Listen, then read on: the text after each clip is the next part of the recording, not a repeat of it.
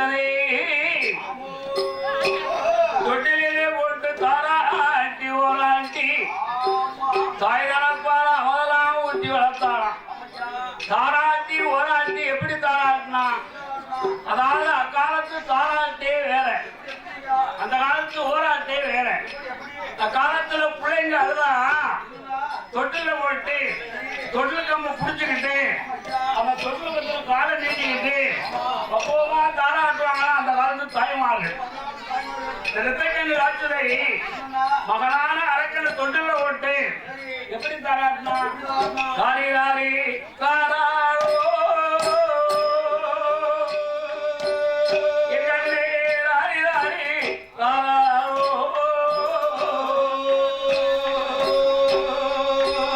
ராரி ராரி தாராரோ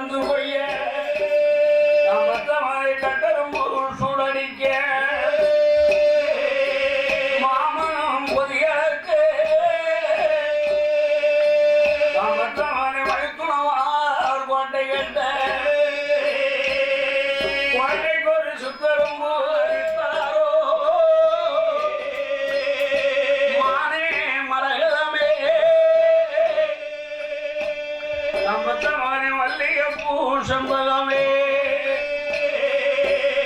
தேனே எங்கள் கண்டே தவட்டாத தெள்ளமுதே. காலத்துள்ள தாய்மார்கள் பிள்ளைகள் அழகா இப்படித்தான் தாராட்டிருக்காங்க அந்த காலத்துல. இப்ப அரக்கன் அறியன்றான் அன்னையும் பிதாவும் முன்னை தெய்வம் ஆலயம் தொழுவது சாலவும் அன்று குருவாழவே குழந்தைகள் வாழவே கோயில் வாழ்க குடி வாழ்க என்று சொல்லிக் கொடுத்து அதுக்கு அப்புறமாக அண்ணாயகுரு வாத்தியாரு அரக்கனுக்கு பாடத்தை கற்பித்தார். எப்படி சொல்லிக் கொடுத்தார்? ஆனா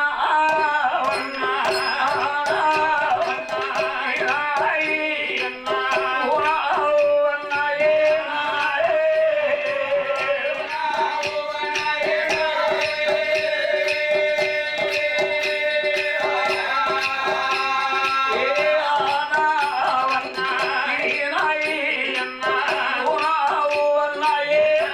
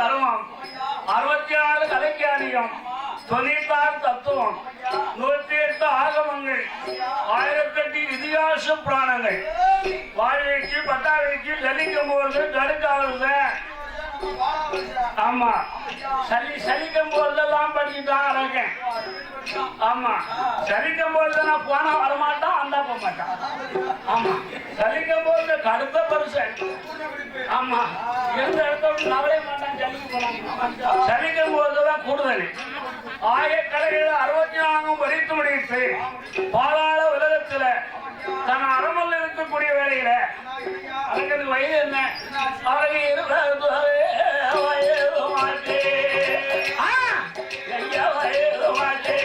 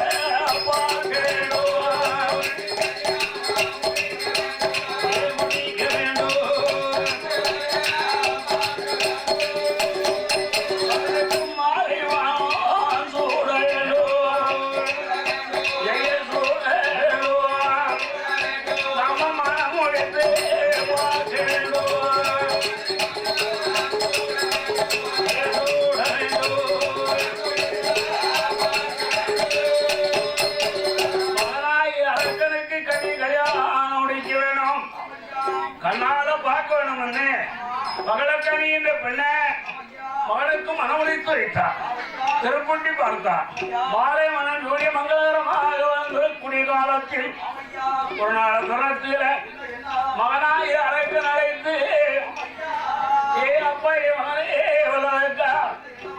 உனக்கு பருவ வயது எனக்கு வயதான காலம் ஆயால் எனக்கு பதவியாவது கிடையாது மகனே என் கண்ணுக்கு முன்னால இந்த அமெரிக்கர் 56 தேசமெல்லாம் நீ ஆள வேண்டும் மகனே நம்ம பரம்பரைய இளைய ஒருத்தனுக்கு இடத்த விட்டு கொடுத்துடக்கூடாது மகனே அப்படின்னா ரிஷிமுக அவர்கள் பரம்பரைன்னு சொன்னா அக்காலத்துல எந்த நாட்டை எந்த மன்னன் ஆளுகிறாரோ அவருடைய பேரமப்பாட்டம் அந்த நாட்காலில் புதுக்காட முடியும் இடையில ஆரம்பம் இருக்க முடியாது யாருக்கு அக்காலத்துல வந்து ஜமீன் ஆட்சி மன்னர்கள் ஆட்சி மகான்கள் ஆட்சி ராஜாக்கள் ஆட்சி இல்லையா அதனால மகனே விளையாக்கா நம்ம பரம்பரைய இடையில ஒருத்தருக்கு இடம் கொடுத்துருக்கூடாது மகனே இந்த சிவகாம அப்பாக்கு நான் வார்த்தையை கேட்ட வல்லவைக்க அதுக்கு சரின்னு சம்மதித்தார் உடனே மன்னனாகிய சிவகாவரன் மந்திரி அழைத்தார் மந்திரி அழைத்த உடனே மந்திரி வருகிறான் ராஜாவை அழைத்துக்கான என்னன்னு கேட்டான் அதே மந்திரி இப்பொழுது அவனுக்கு 56 தேவலாம் சென்று என் மகனாகி அரசனுக்கு பட்டமுன்னு சொல்லி வரவழைத்து தேகத்து ராஜாக்கள் எல்லாம் வரவழைத்து அவங்க கண்ணுக்குமாக பட்டாவிலையும் வெட்ட வேண்டும் அழைத்துக் கொண்டு வா என்றார்